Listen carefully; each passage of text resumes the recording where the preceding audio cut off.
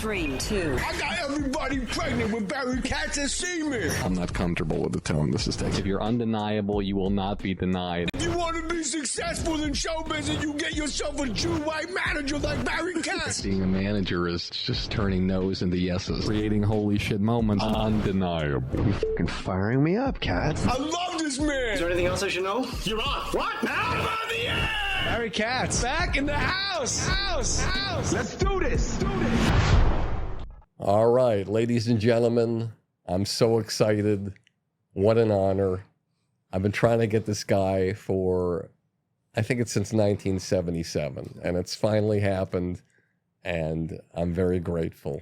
Please welcome my guest today, Pete Aronson. Hi, Barry. Thank you so much for coming. I have so many things to ask you, and, you know, we only have an hour or 6 minutes, depending on how much you give me. The first thing I want to ask you is, you've been involved in so many great television projects. We worked together with Chappelle on 17 different pilots that didn't work, hence the name of his company, Pilot Boy Productions. It's true. And, you know, to this day, you have like an overall deal at Warner Brothers, and you know, so you've been going for 30 years doing this business. 36? 36 years. So firstly, I'd love you to tell the audience what making television and developing television was like when you started at Whit Thomas. And for those of you who don't know, Whit Thomas, some of the greatest shows on television. I'll just stop in one place for right now with the Golden Girls, and I will just retire after that. But how has television changed the way you start developing it, the way you start looking at that pilot scripts or all of them, the way you're reviewing them, to when you choose which pilot you're going to shoot, to how you choose from all the pilots, which one is going to television if you're a network executive, and how you lobby as a studio executive to get it going until it gets on the air and stays on the air for years, versus what happens today and how things have changed for you. That's a lot of questions. Sorry. Here's what I would say. I think in a strange way, now that Netflix is almost done destroying the business, we will be circling back around to an environment very similar to when we started, in that, you know, when we broke in, if you didn't sell it to ABC, NBC, CBS, or Fox, you were dead. Pre-Larry Sanders, there was nothing interesting on cable, and no one aspired to anything artistically on cable. And as a result, it was a very small universe that you had to sell to. And I think, for better or worse, we're headed there. Because I think, you know, 24 months from now, there won't be a Warner Brothers in its form. There won't be a Paramount in its form. There will still be an NBC Universal. There will be a Disney, but they're going to have a very tough time as, you know, companies with $180 billion market cap competing with $1 trillion streamers and $1 trillion companies like Amazon, Apple, et cetera. So some things have not changed at all, to get to your question. Story, structure, Aristotelian logic, character, not, you know, sabotaging your characters with bad story choices, all the stuff that, you know, we started out doing. That stuff, those are sort of the immutable laws of compelling storytelling. You know, all that Joseph Campbell, the myth and the unity of time and all that kind of stuff. That has not changed. You know, the Greeks putting the comedy and the drama mass together was for a reason. You need good drama to get good comedy, and sometimes when you have great drama, you can cut it with great comedy, and when you have great comedy, it comes from underneath something dramatic, some tension, some conflict. That stuff has not changed. That stays the same. And in terms of what you have done most of your career, seeing talent in front of you and saying, that's a show. That hasn't changed. All of that is the same. However, the business side of it has completely changed, because the home runs used to be, for you and I, let's get a comedian into a show. Let's get the show to 5 or 6 years. It'll syndicate. Everyone does great in the end. The studio does great, the network does great, and the talent does great. That's not really what's happening anymore. And part of that is just simply the model of doing, hey, let's do 22 of these a year and then sell it once we sell the package in syndication once we get to 100 episodes is just not the model. So you had a front row seat watching how the transition has happened, and you made the joke, since Netflix ruined the business. Mm-hmm. But I would go toe to toe with you and say the people in the world decided how to watch their television and how they wanted it and how they liked it better. And so Netflix just gave the world the option to watch all their shows all at once if they wanted to. And the networks weren't giving them that option. And so I would argue that this is, I don't want to get political, but democracy is providing one of the things about democracy is when you go to New York, there's 4 cafes on each corner. And you, as a person walking by, decides which cafe you like their service better. Or there's 4 gas stations on 4 corners. You, as a person, decide which gas station you like the service better, and you go to that one. And so Netflix just provided another choice, and the world spoke and said, ABC, CBS, WB, Fox, we don't like the way you're presenting your television anymore. We don't want you to be in control. We want to be in control. Do you disagree with that? Yes. Okay, tell me why. Because if Netflix had in its DNA being a movie and television company, I would agree with you. But that's not their DNA. They're a technology company. They come from Silicon Valley. They're backed with private equity money. And as a result, what they're trying to do here is not make great movies and television. That's not high on their list. Look at the top 100 most watched shows on there. 49 of them are acquired. Friends, Office, etc., Suits. 50 of them, 51 of them are made by Netflix. So they're not actually here to do that. What they are doing is reassembling the broadcast model. They have ads already, more to come. They're going to have sports, and they're going to have news. And you say to me, why would they need that? Well, Barry, they want ads, and you can't drive ads without day and date programming, sports, news, and without some form of viewer metrics where if I'm BMW and I want to find women 18 to 34 with high disposable income, college education, you have to give me that info, Netflix. So in the end, all they're doing is reassembling the old model. What did you used to call that when you could have it for less money with ads in it or more money but no ads in it? Cable. And that's all they're doing is reassembling that. And the reason I don't put them in that same category as the ABCs, NBCs, and CBS is because part of what tech companies do, Social Network did a good job showing this off, but part of what they do is, A, move fast, break things, disrupt. I say destroy, they say disrupt. And number 2, kill the competition. Like kill them. Take them out back and kill them. And that's what you're seeing happen to Paramount, and that's what you're seeing happen to Warner's, and all these other tertiary players, AMC, Lionsgate, Stars, et cetera, that are too small to compete are going to get gobbled up too in the next 24 months or go out of business. And so they're not doing what the entertainment companies did. They have a different game plan. It's a Silicon Valley game plan. It's not a Hollywood game plan. So to your point, I will concede, yes, they won streaming. They won. They lied to Wall Street and said, oh, at 200 million subs, we tipped to profitability. They didn't. They weren't profitable. You know what? That's why they're doing ads. They need the money. They want the dual revenue stream, like cable. So I get you for the subscription fee, and I get you for the ads. And as a result, I don't put them, they're not an entertainment company. In their DNA, they are not storytellers. They're not trying to make a great movie. Okay, I'm going to go toe to toe with you one more time. Bring the heat. Okay. There's one company this past year that had more Academy Award nominations than any other company. Mm-hmm. That was Netflix. But you said they're not storytellers. Yeah.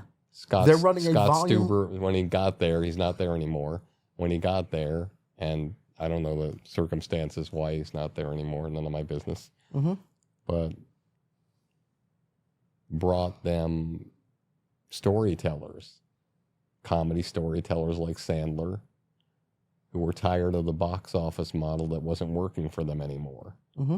Every time Sandler did a movie, and and this is just from talking to him when he'd do something, I remember I'd go to his premieres and things, and I'd say, is this a good day for you or not? Because, he knows when he sees the movie, and he says, well, it's not a good day, or it is a good day.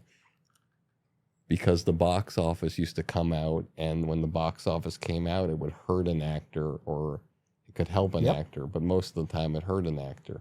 So he decided, I'm going to go to a model that's not going to hurt me, because they're not going to release the numbers. Nobody's going to know if that movie failed or succeeded. But I'm here and I'm protected. So I want you to tell me how you don't think the movies are storytelling, and how they're not extraordinary movies. Because, again, it's not in their DNA. I'm not saying they don't make, first of all, it's a volume business. They're taking more shots than anybody else. And as you know, when you take more shots, the chances of getting Breaking Bad improve. So that's number one. Number two, I'm not saying they don't aspire to win Oscars. They do. But to them, it's marketing. It's not that they don't aspire to be Kubrick. They aspire to make money. And as a result, they want to win Oscars because it drives word of mouth, which makes people want to sign up for the subscriptions on Netflix. Some of those movies, I don't think anyone cared about Mank. But yes, some of those movies are terrific movies. I'm not going to deny that, because the work of the artist making them is excellent. That has nothing to do with Netflix. You don't look at that and go like, boy, that's a Netflix movie. Could have been on Amazon, could have been released by Sony. It doesn't matter. So my position on that is, yeah, they get lucky just like the rest of us did.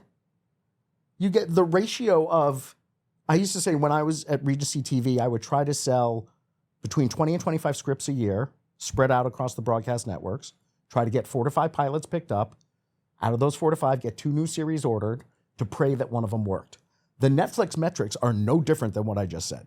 They're not more successful at it than any of us who were doing it for 30 years, but they take more shots because they have more money at a very low interest rate. And if you get enough shots, you'll hit one out. But I don't think that's what they aspire to do. That's my gut. Last question on Netflix. Sure. Put the true serum in your veins. As if I haven't already. I burned my career to the ground just now in the first 6 minutes. Tell me a show that you've seen on Netflix that blows you away, that is better or as good as any television show you've ever seen in your entire career. I can't. The closest. You stumped the band. I don't believe I don't have you. one. You don't have one show that you liked. Not that you didn't say that. I know, but I'm just trying to get you to... You framed the questions like it had to be the best thing I ever saw in my life. And that's just not true. Okay. In the last year, there have been 3 things that I saw that I really liked. One of them, I was late to the game getting to it because it was already a year old. 1, Dave on FX. 2, the Chris Rock season of Fargo on FX. I thought was excellent television. And Slow Horses, the Gary Oldman show that's on Apple, which has nothing to do with Apple, is made by the Brits. And it's based on a series of Mick Herron books. So those are 3 things. Now, in just telling you that, Apple's a streamer. The other 2 shows are technically FX shows, but I watch them on Hulu. But, it's not like a streamer hasn't made a show. I think Slow Horses is great, and Gary Oldman is spectacular in it. And that's an Apple TV show. So it's not like the streamers can't do it. I love talking to you. I've always loved talking to you, and I was looking forward to this so much. Because... Hold on, and now you regret bringing me on here. But my question for you is, what's your Netflix version of that show? What's that show? I loved Squid Game. Yeah, I didn't see it. It blew me away. You didn't see Squid Game? I'll tell you what was pretty good that I just watched on the recommendation of a friend was they made a TV show out of the Guy Ritchie movie, The Gentleman. I haven't seen that. The TV show's pretty good. Yeah. Pretty good. Oh, you know what I really liked on there? Lupin. Okay. The Omar Sy show. Okay. I did like that. Okay. But again, international show, French leading actor. I don't think anyone inside Netflix was like, ooh, moneymaker. It got done because they were expanding regionally and they had to make regional content. And it's a classic French piece of literature. But I don't, in fairness, I don't think I'm qualified because I don't watch as many things as other people, and I don't go through everything. And I don't either. And I feel bad, like I remember, I don't even know, this is embarrassing, I don't even know the network it was on, but I remember seeing a Chris Cooper one-season show about stopping the JFK assassination. I forget what it was, and he had the opportunity to stop it through going back in time, and it was incredible. But I know it wasn't a regular network show, and I don't even watch regular network shows anymore, which I'm embarrassed to say as well, because I don't either. Is there anything on network television, though, that you've seen recently, the regular network television show with commercials, that you're like, wow, this is incredible? Nothing that makes me go, wow, because I think the taste is so broad and down the middle, and that's just not my vibe, as you know, but comedically, certainly. But I think Abbott Elementary is a really well executed sitcom. With somebody in the show. That was the first television show I ever helped, if you could say that I helped, was involved in, that got on the air, called My Wildest Dreams with Lisa Ann Walter. Were you around when we did I did a show with her, Hardly Working or Work Life or whatever. Yes, I was with her. It was at NBC. It was a ABC show. It was her, Michael, from Caddyshack, who played Noonan. It wasn't Michael McKean. It was somebody else. No, not McKean, but Michael McCown or whatever his name is. But Danny Noonan from Caddyshack was the husband, and Lisa Ann was the lead. That was 95, 96. That's It crazy. ran one season on ABC. But now that we're back in the 90s, I want to tell our audience, because you remember things that I don't remember, I'm sure. But I first met you during that time because we had done we were doing these deals with Disney, with Dave Chappelle. Mm-hmm. And I want you to share for the audience, meeting this young comedian for the first time. A teenager, and what your thoughts were about him as a person, as a voice, as a modern day philosopher. And there were people at the company. Dean Valentine was there. I believe David Kissinger was there, and Kate Adler was there, who's now at CBSP, and so these. And David still works for Conan, doesn't he? Yes. Yeah. So these amazing, for those of you who don't know, David Kissinger is Henry Kissinger's son. And all four of you were incredibly eclectic, different personalities. And one of the things that I loved about being at Disney, and I just want the audience to know, I'm a young manager. I have a ponytail, cowboy boots. I somehow have leather jacket. That part hasn't changed. And I somehow I don't know how, figured out instinctually who I thought was going to be able to transfer into film and television and be able to do and Dave was one of the first people that I really believed in and I loved.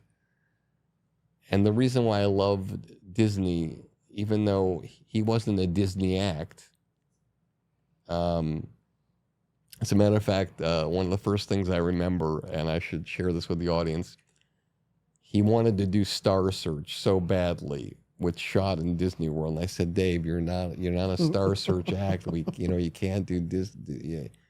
Barry, I have to. My grandmother wants me to do this show. I'm like, Dave, this isn't. He said, don't worry, Barry. I have the instinct that tells me that I'm the kind of act that I can take that hit and I'll still be able to move past it. So he does the first show and he wins, and Ed McMahon says to him, Dave, you know, this isn't the kind of show that you do. Why do you do shows? He says, I did the show for my grandmother, Ed. My grandmother loves you. She just loves you, Ed. She buys Alpo every week. We don't even have a dog. Because Ed used to do the Alpo ad on commercial. Carson. Yeah. So then he's doing the second one, and he takes me aside before he's to do it, and the audience is there, and Sam Riddle, the executive producer, and Gary Mann was there, and Dave takes me aside. He said, Barry, man, you know, I know we're starting in a minute, but I want to try this joke. You mind if I try this joke? I said, what's the joke? He said, and he whispers it in my ear, like, do you mind if I run it by Gary Mann and Sam Riddle first? I said, no, man, you just, whatever. We got like a few minutes. I run it by Gary Mann. He says, let me just ask Sam Riddle about the joke. Don't hear anything. I said, I guess we're okay. The show's starting. The voice of God. Okay, everybody, 5, 4, 3, 2, 1, applaud. We're in Disney World, Orlando. And Ed comes on, okay, our next comedian is a very funny man from Washington, D.C. Please welcome. And then you just hear, stop the tape. Sam Riddle's running through the audience. Stop it. Stop. Take 5. He comes back. He's like, Dave, you can't do that joke. I don't care if you do something that you did before. We'll break the rules. You just got to do something else. He says, okay, man. And this was the joke that he was going to do. I love Disney World. It's wonderful being here in Disney World. Not a lot of black people in Disney World. I only saw 2 black people today, and one of them was Mickey. That was the joke they wouldn't let him do. Anyway, so the point I'm trying to make... That's how protective they were of Mickey. Now it's public domain. Yeah. It was Dean, it was you, it was David, it was Kate that I remember. Yeah, I would say with the possible exception of Richard Nanula, there was no one of color in the top. Yeah. But we were used to levels that. of the But we were used to that. Yeah. Yeah. It was the norm. Completely used to that. We wore suits. But you weren't suits because it was like Dean was more of like a, he didn't even belong in a suit. He was one of the best bosses I ever had. Yeah, incredible. He was an editor at The New Yorker before he became a TV executive. Yeah, I didn't know. I only knew he was just an incredible intellectual, but that was a true intellectual. Yeah. But like an incredibly literate, brilliant guy. And then Kate was just a newer, She was brand new. But she just had like a great point of view. Mm-hmm. But she wasn't afraid to say what she wanted to say. David had been a journalist and had a law degree. Incredible intellectual. And then there was you who balanced everything out because you were like, it felt like it was a guy from the streets that was just trying to just somehow hang with these. I mean, not that you weren't brilliant, but you were this. No offense. You had incredible emotional intelligence and street cred, and you had a way of talking to Dave that he just felt so safe.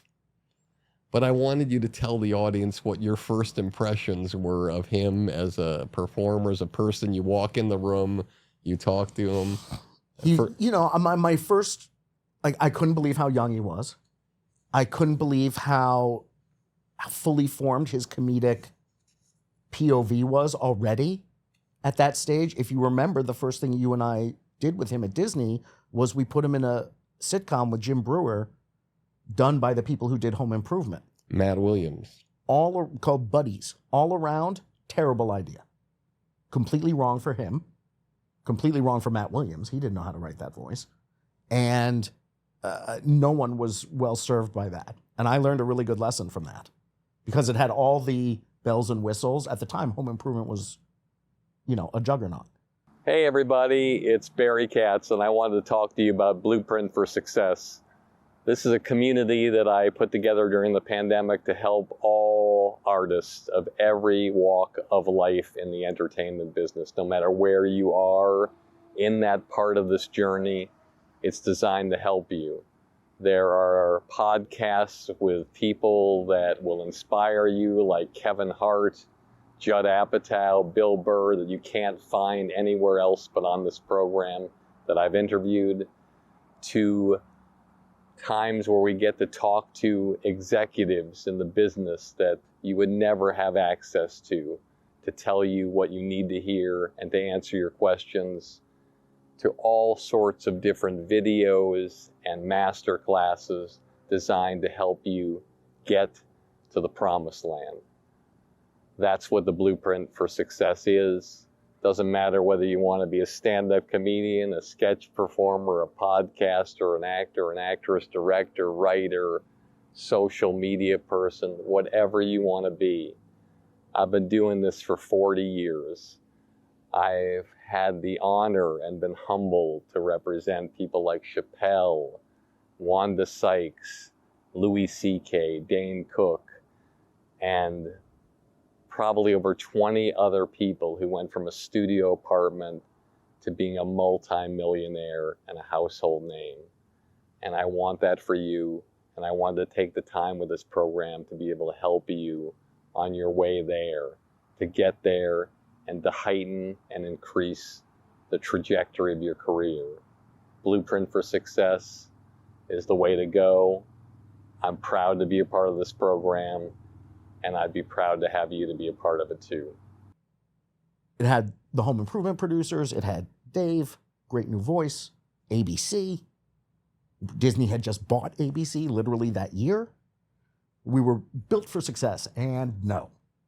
And I learned a great thing there, which was, and Dean and I had talked about this a lot, which was we have to find a voice that can match Dave. We have to find a writer. And at that time, again, not a lot of writers of color. I gave Larry Wilmore in that same, mid-90s, late 90s era, gave him his first overall at Disney.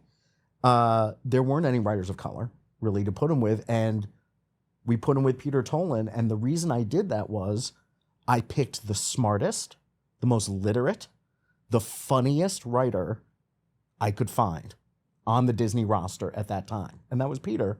And they hit it off famously. Yes, they 18-year-old kid, from D.C., Peter's from Massachusetts, white guy, very sort of, theater, Broadway, has read everything, and an incredibly facile writer. And, to your question, I was just incredibly taken with Dave. I loved his stand-up. I'd known him, even at that point, I'd known him as a stand-up when we started at Disney. And I don't know if you remember this. Do you remember when we went to the screening of Half Baked at UCLA? You, me, Neil Brennan, and Dave. And we went and we sat in the back of the theater. It was all college kids, obviously. It was UCLA. And it crushed. I mean, crushed, as you would expect with a college audience. They loved it. At the end, you, Dave, Neil, and a bunch of Universal execs, I think, did a post game. And I saw you outside. I was not part of that because we were doing the TV stuff with him. But we went outside and you came up to me and you go, "They hate it." And I was like, "What?" I said, "Were they not in there? Did they not hear that?" And you were like, "They hate it." And then Neil came out and said the same thing. And I couldn't believe it. I was sort of like, how do you get that reaction? And by the way, cult classic. People still quote that movie. I think sometimes, people edit things in a way when you're 18 or 20 years old, they don't really listen to what you're doing. That was the first time that I ever felt like that was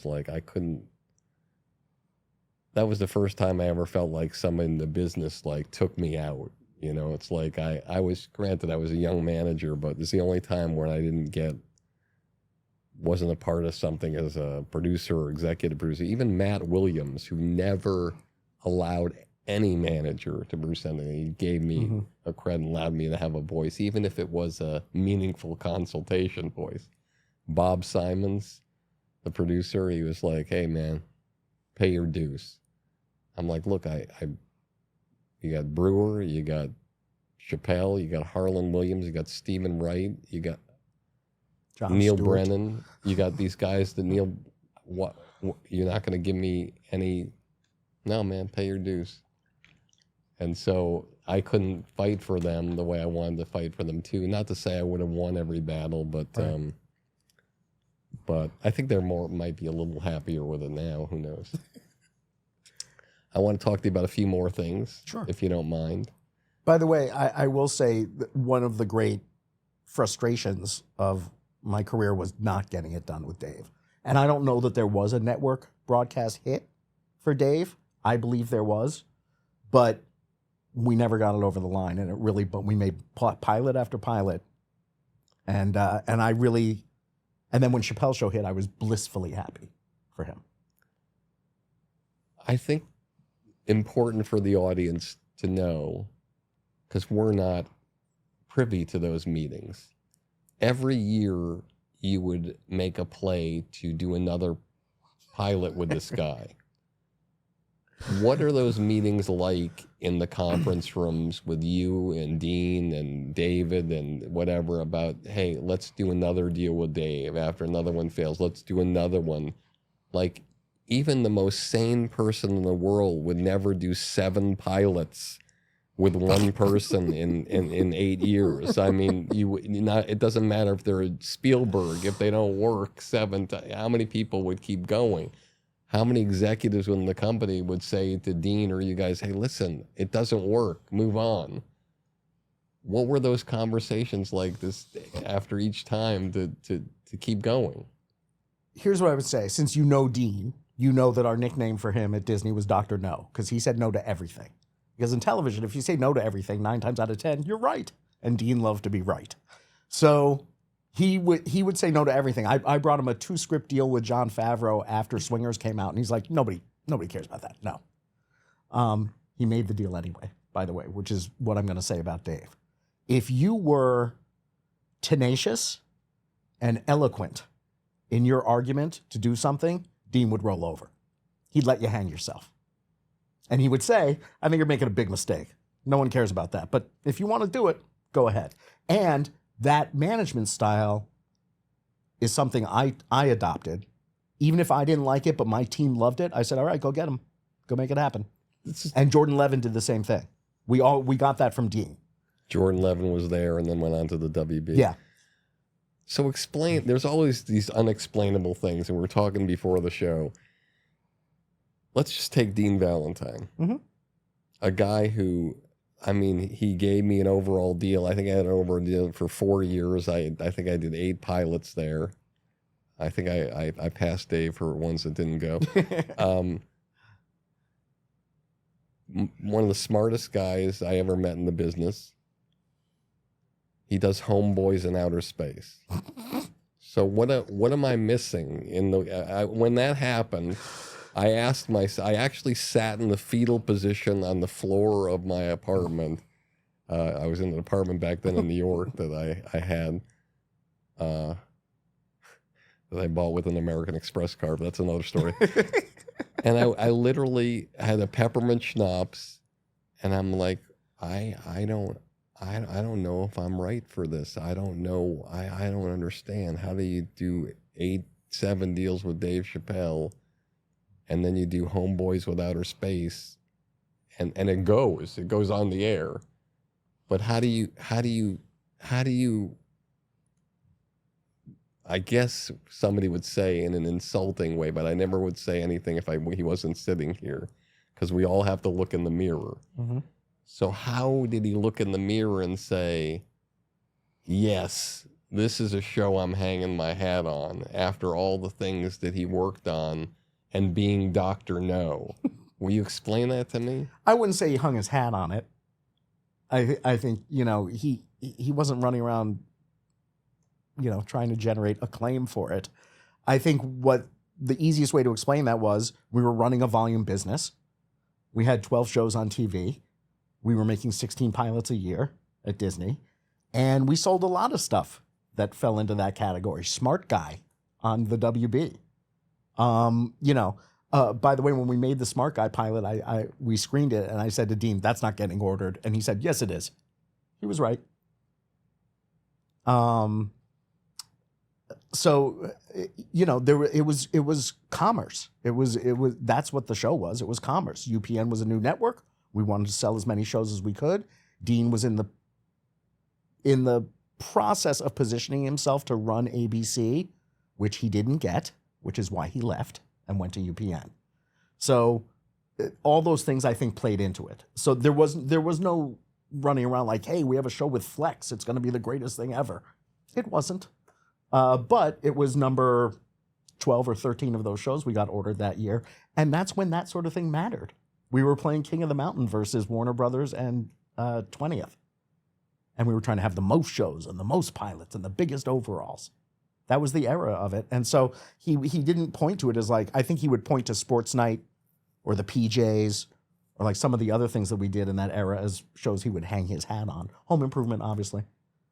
And one of the things we talked about before is that thing where there's certain executives that say no to talent that become stars, and then people who say yes to talent that don't become stars. We all know that ABC passed on Cosby, with Tom Werner and Marcy Carsey. And they passed on Chappelle. Who were there, and they passed on Chappelle. And then Cosby went to NBC and changed the network. Then they go to NBC with Roseanne. NBC says, we don't think she's got it.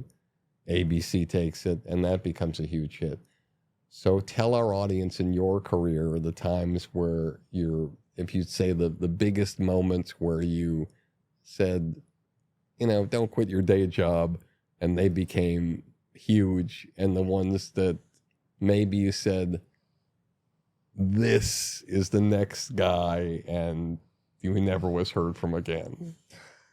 I would say of the former, I missed the boat completely on Steve Harvey. CAA came to me and said, you should be doing a show with this guy. Did the meeting, and I passed. And I said, I don't think he's a star. So I missed on that one. And then of the people who, God, it's tough to say, dude. There's so many comedians that I loved that, like, look, I used to think Monty Hoffman was funny. I thought, John Campanera was hilarious. I thought, like, there were all these comedians of that era that I thought were great, and I would have given holding deals to. And yet, nothing ever materialized out of that. Got it. Let's go way back for 5 minutes to where you grew up. What was the dynamic socially, economically, and was the first inspiration for you getting into this crazy, fucked up business? So my family has nothing to do with show business. I was born in Chicago.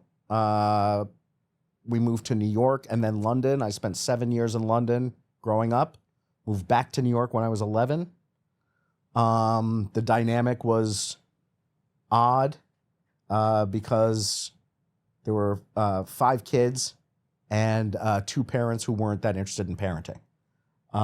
So they were largely absent. My mom comes from sort of an old money New York family. My dad at that time, as far as I knew, was an investment banker for a bank called Solomon Brothers, and he was running the international department for them. So he opened the London, Hong Kong, Tokyo, and other offices for the bank while we were based in London. And that's what it was like growing up for me. I later found out he was in the CIA that whole time. I had no idea. No one did. It was like fake name, fake passport, all that kind of stuff. He was a non-official cover agent for, 18, 21 years in the CIA. And I didn't know. None of us did. Back then, you had to compartmentalize it. You weren't allowed to. Now you can tell your spouse. But back then, you weren't allowed to. So none of us knew. But to us, it just looked like he was an international investment banker. He was on the road 300 days a year. Now I understand why that was happening the way it was. So that was roughly the dynamic growing up. And I would say my first inkling of wanting to do something vaguely showbiz related was, first of all, Monty Python as a kid in England. Second of all, when we got to New York, a friend of my dad's produced a movie. My dad took me to the screening, and it was in a screening room in New York City, I think like United Artists or something like that. And I don't know what it was, but I sat in that screening room and I was like, and I was a TV kid, I loved TV, and I was kind of like, people do this for a living? Like hang out and watch movies? And so from that point on, I was kind of like fascinated by it. But like I said, no one in my family was anywhere near it. So it was, you know, it was hard to break into because no one had any connections. And I got an unpaid internship with Don Imus at 66 WNBC. Wow. My junior year in college. Radio. And then the next year, the woman who was running promotions at WNBC left to go run the NBC Page program at 30 Rock. And I got a job as a page at 30 Rock. And that's how I started. So who was on Saturday Night Live during that time when you were there? I had the 8H Page job. So that era was Dennis Miller, Kevin Nealon, Jan Hooks, Nora Dunn, Lovitz, Phil Hartman, baby Mike Myers. This is 88, 89 was the year I worked there. Fantastic. A. Whitney Brown. Hey, Whitney Brown. That was and it was great. And my assignments when I was a page, I had the three best assignments: 8H desk, 6A for Letterman. So I did the tape and hold on all the seats for Morty at Letterman, and then Robert Morton. love Bob Morton. And then my last gig was I was Brandon Tartikoff's second assistant in New York because he was in New York 1 week every month to meet with the GE people. And when he would be in town, they'd stick a second assistant on his desk, and that was me. I think it's important to take a minute and tell our audience about Brandon Tartikoff. Legendary programmer at the time, youngest network president in history in his early 30s, responsible for the golden age of 80s TV at NBC. And while I was there as a page, they went 66 weeks straight, winning every day part. Mornings with the Today Show, daytime with the soap operas, evening news with Brokaw, into prime time, and into late night. They won every single day part, 66 weeks straight. And there's one thing he's forgetting that they won. What? The creation of Saturday morning television for teens with Peter Engel. And That's right. Saved by the Bell. That was another Brandon thing. So legendary programmer and a wonderful boss and a great mentor who got me my job as a PA on the Golden Girls. That's how I moved to LA. He said, what do you want to do? I used to read him the ratings every morning, market by market, because there were no fax machines. He would call at 6 a.m. LA time, 9 a.m. New York time, and I'd read him the ratings. And he would give me notes of things like, remind me to call Fred Silverman about Jake and the Fat Man, or like whatever he was saying. And then he said to me one day, just apropos of nothing, he said, what do you want to do? And I said, I want to do what you do. And he said, you got to do it in LA. You can't do it in New York. Back then, there was nothing in New York except late night, basically, and daytime. So because of him, I moved to LA. He got me the job on the Golden Girls as a PA. And then you became the president of Whit Thomas. Eventually, yeah. About 7 years later. Pete, PA on the Golden Girls, a Whit Thomas show. Yep. And in 7 years, you're the president of the studio. It's not a studio, a production company, but Whatever. That is a textbook example of the right place at the right time. When I got there, they had 2 shows on the air, Golden Girls and Empty Nest. Within 3 years, they had 7. And they were cheap, so they didn't want to hire any new people. So everyone got to multitask, and that's how I became a line producer. They had too many pilots, and they didn't have anyone to do them. So they trained me as a line producer, which I didn't want to do. Line producer, toughest job, but you do everything. You figure out how much the donuts cost on the craft service table to the camera package. Every penny, you're on top of it. And as Tony Thomas said to me, if something goes wrong, it's your ass. Average budget of the Golden Girls back then per show? $840,000 an episode, and of that, 200 was deficit finance. Tell me what it's like to be a president. One of the first interview I ever did on this show was with Doug Herzog, and I'll never forget what he told me. I said, what's it like to be a network president or a studio president or a production company president? He said, you're renting the chair. Well said. What I used to say was, the phone sheet of the person who takes this job after me looks eerily similar to my phone sheet, and it's not because we have all the same friends. The power comes with the desk. The minute you leave it, nobody knows you. When you're in it, good times, noodle salad, a lot of fun. Let's do dinners. Everybody's your pal.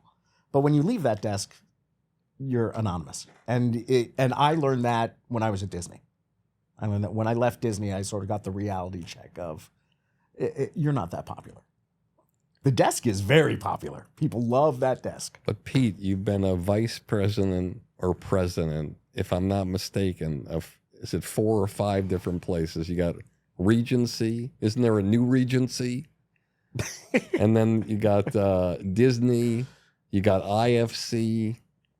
What am I forgetting? Generate, which was my own company with Jordan. Yeah, that was with Jordan and Dave Rath. Mm-hmm.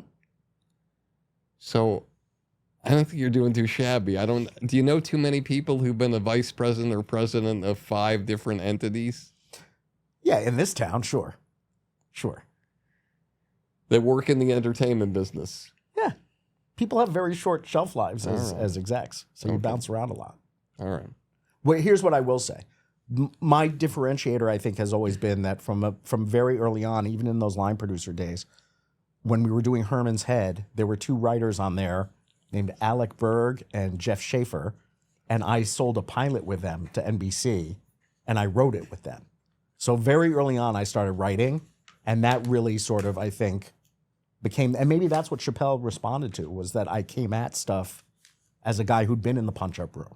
I came at stuff as a guy who'd broken story. I came at stuff as a guy who sat till 3 a.m. with the editor trying to fix How many things. pilots have you written yourself? Oh, have I written by myself? 4. 4. Yeah. And how many have you decided to make on your own? None. Why? There's got to be a better use for my money than that. What about somebody else's money? Oh, I don't know. I don't think I'm that good a writer. I think Pete. I'm a much Pete. better editor than I am a writer. Pete. In other words, my first drafts, as most people's first drafts are terrible. But, and I don't even know if you knew me in this era, but I had a writing partner. Mike Langworthy was my writing partner. Wow. And then when I later, we split up. He went on to Drew Carey, and I went to run Regency. So my second iteration as a writer, I wrote by myself, which I hated. I loved having a partner. Having a partner makes it so much easier for me. I love having a partner desk and bouncing it back and forth. Having the computer screen with the same stuff on it. We would both type. Like, that really was the fun part of it. It was like a little mini room and Mike's insanely funny. Incredible. So, but when I wrote by myself, I didn't like it. I hate the empty page. It makes me nauseous. And I don't think my scripts are that good, to be honest. I wrote by myself on Bernie Mac, and it wasn't that great. 1, 2, 3, 4, 5, 5, 6. 6 degrees of separation. 6 degrees of separation. I'm going to mention some names. Just tell me a quick thing, anything that comes to mind that might mean something. It's like a speed round almost as well. Conan O'Brien. Along with Rob Cohen, the fastest comedy writer in any rewrite I've ever been in. Bernie Mac. Consummate professional on every level. He set the tone. He used to say to me, he called me Peter Gunn. Peter Gunn, he said, they pay me to wait. The acting's for free. But a real pro. He set the tone on that stage, and people stayed in line. Everyone did their job, showed up ready to rock and roll. No wasted time. Kathy Griffin. Excellent holiday parties.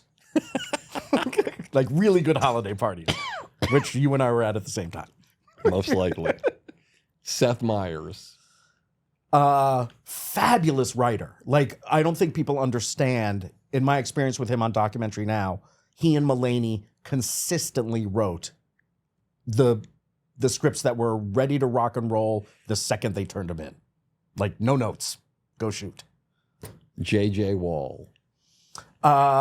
Great stand-up comedian, best golf partner ever, and excellent showrunner. Joel Gallen. Screaming in a truck at an award show. That's how I will always remember him. Dana Gould. Fantastic comedian, gifted writer, and one of my best friends. Fred Armisen. Brilliant musician whose musical skill is actually matched by his comedic skill, which is really saying something because he is a wildly talented musician and super inventive and funny to work with. Very inventive. Helen Mirren. A class act and really funny and likes dirty jokes. Bill Hader. Brilliant, insightful character writer. Like really like digs into character and gets in there and comes up with great stuff. This is one that might be a little bit weird me asking about. All right. Somebody who I always think about when I think about one of the most powerful women showrunners in the world. Sally Ann Salsano. That's cheating. It's my wife. What am I going to say? One of the best on-your-feet producers I've ever seen. And that reality thing is completely different because, you know, when you and I make something, everything's preordained. You're going to tell the audience what she makes? My wife created Jersey Shore and to this day continues to make Jersey Shore Family Vacation. She produced 8 seasons of The Bachelor. She produced the first season of The Bachelorette. She produced Tristan and Ryan's Wedding. She created the daytime talk show The Real. She just did Joe Millionaire for Fox. She has a new show on CW. She makes everything. She's an incredibly successful reality producer. And you know, like I said, everything you and I do, there's a script. We know these are the 3 scenes we have to get today. The actor comes here, says this, wearing this outfit. Her stuff is the exact opposite. She goes out in the field, she shoots like crazy, and then comes back and builds the story when she's back in LA from all the footage. It's the opposite of what we do. Amazing. Yeah. All right, 3 more questions. Okay. Your proudest moment in show business. Larry Wilmore winning the Emmy for Best Writing on the Bernie Mac show, on the pilot. Tell me how Larry came about in that show. Did they come together or was Larry come later? So Larry, I met at In Living Color when we were shooting Blossom on on a lot that's not there anymore, KTTV. We were shooting Blossom on that lot. My cousin's roommate from college was Steve Tompkins, who was a writer on In Living Color. I went over to say hi to Steve. He shared an office with Larry Wilmore. This is 92, 91, 92. Met Larry. Instant affinity. As you know, in the business, sometimes that happens. We just hit it off, started cracking jokes, stayed friends. He came, as I said, I gave him his first overall at Disney in the mid-90s. Out of that, we did the PJs with Eddie Murphy. But before we did that, he pitched me a show called Father Figure about his dad, who was a hyper-strict Catholic, like as in Latin Mass Catholic, who was a prison guard who put himself through college and med school and then went back to the prison as the doctor. That was Larry's dad. And Larry came to me with a show about a hyper-strict father called Father Figure. Then the Eddie Murphy, Brian Grazer, all that stuff happened, and we set that Father Figure show aside and did the PJs. That's 96-ish. In 2000, I got the job running Regency.